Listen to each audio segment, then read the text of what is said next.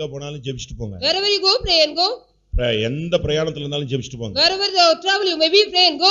வழியில அப்படி உங்களுக்கு ஏதாவது மனசு உறுத்தலா இருந்தா faithumல சொல்லி ஜெபிச்சிட்டு போங்க. If you feel anything on the way, you also say to the faithum and pray and go. அங்க டெய்லி காலையில ஆபீஸ் போகும்போது ஜெபிக்க சொல்லல. So every day morning if you go to office, don't pray. மனசுல ஏதோ ஒரு கலக்கம் இருந்துச்சுன்னா நீங்க ஊழியர்ல சொல்லலாம். If you feel some uneasiness in your face, you can in your mind. இல்ல நீ எங்க இருக்கறன்னு உங்களுக்கு நினைவிலியாவது நீ இருக்கணும். At least you have to say where are you. That எதுக்கு சொல்றேன்னா லாஸ்ட் வீக் நம்ம விசுவாசி ஒருத்தர் ஆக்சிடென்ட் ஆகி அப்படியே Qualis உருண்டுடுச்சு. In the last week our believer also got an accident and இப்ப கால் ஒடிஞ்சு படுத்துறாரு. now he is a fraction in the leg.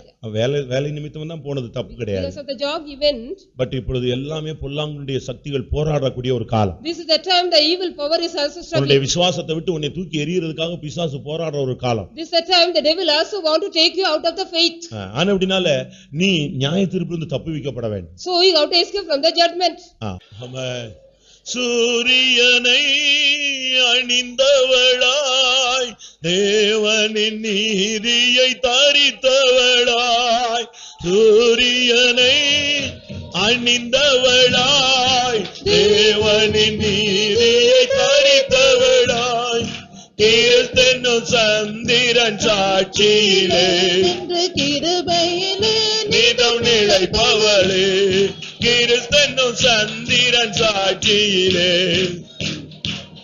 நிதம் நிலைப்பவளே, சூரியனை அணிந்தவளாய் தரித்தவளாய், அணிந்தவளாய் தேவனின் நீதியை தரித்தவளாய். ஹல்லேலூயா.